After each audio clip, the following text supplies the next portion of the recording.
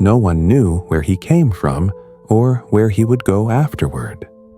But those who had met him, who had listened to his words, all found their lives changed.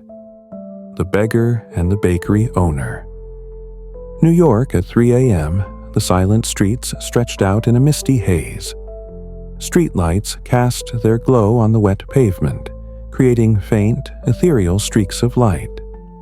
At a small street corner, a bakery had just closed after a long day. The owner, a man around 40 years old, sat there, his posture weary, his sunken eyes betraying a lack of sleep. In front of him was a pile of revenue ledgers, cold numbers that couldn't lift his spirits. He sighed, his breath mingling with the chilly night air. Suddenly, the beggar emerged from the shadows. His frayed coat peeked out under the streetlight, faded and worn. He walked slowly, unhurried, as if time meant nothing to him. He pulled a plastic chair closer and sat down casually beside the man. Tired, huh? The man flinched, looking up at him with wary eyes. Who are you? The beggar didn't answer. He merely glanced down at the ledger on the table. Does this bakery do good business? The man let out a laugh, but it was a bitter, exhausted sound.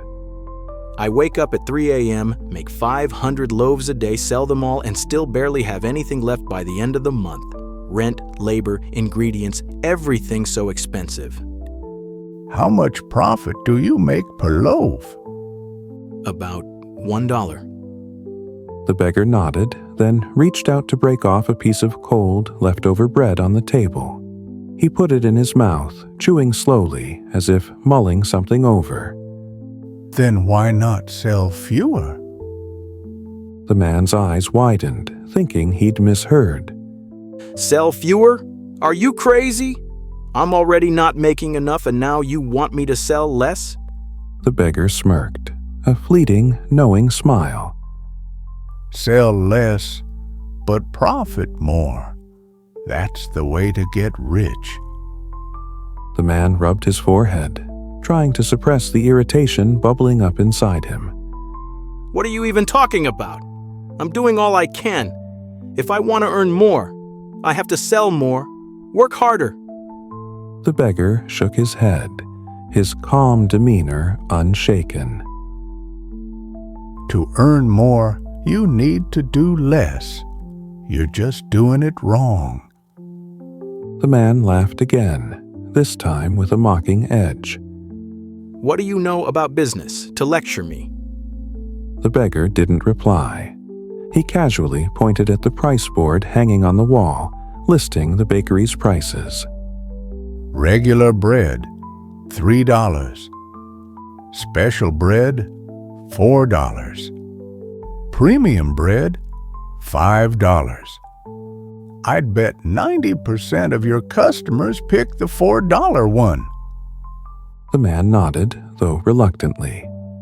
Yeah, that's right, but how do I change that? The beggar smiled, a subtle but confident grin. Simple. Change the prices. He pulled a pen from his coat pocket, drew a bold line through regular bread, $3 on the paper in front of him, and rewrote. Regular bread, $4. Special bread, $6. Premium bread, $8. The man stared at the new prices, so shocked he nearly dropped his ledger. Are you insane? Who's going to buy that? The beggar just smiled, then lowered his voice, speaking slowly to emphasize each word. I'll come back in a week. If you don't make more money, I'll buy all your bread for a day. With that, like a passing breeze, he stood and vanished into the night, leaving the man with a head full of questions.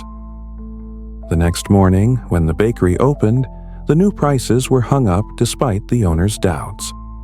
Customers walked in, saw the changes, and immediately started buzzing with chatter. Huh?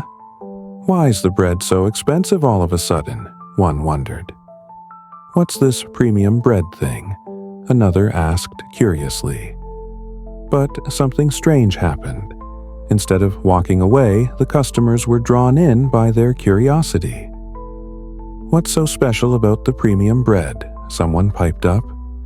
The man, though still hesitant, tried to answer as the beggar had instructed. It's made with the best ingredients, crispier bread, more filling. And the most astonishing thing was that customers began choosing the $6 and $8 loaves. Within a week, the bakery's revenue doubled, even though the number of loaves sold dropped significantly. The man worked less, but the money flowed in more. A week later, as night fell again, the beggar returned. He sat in the same old chair, his gaze calm as if everything had gone as expected. The man approached, placing a steaming loaf of bread in front of him. You were right. The beggar smirked, unsurprised. Remember this. People don't buy bread. They buy the feeling of bread. He opened his tattered notebook and scribbled a short line. If you sell value, customers will pay more. If you sell the ordinary, they'll only look at the price. The man fell silent, as if he'd just grasped a new truth. All this time, he'd believed hard work was the only way to make more money. But now, with just a shift in perspective, the money came more easily than he'd ever imagined.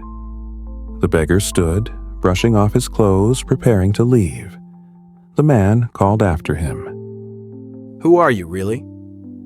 The beggar didn't turn back.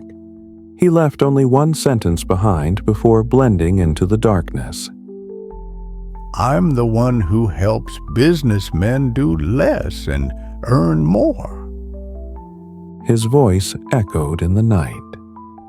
The story ends, but the lessons linger. 1. Don't work harder. Work smarter. 2. Price doesn't matter. What matters is how customers perceive the product. 3. To achieve great success, you must dare to change. The wealthy beggar disappeared as mysteriously as he'd arrived. But somewhere, with someone else, he's sure to appear again.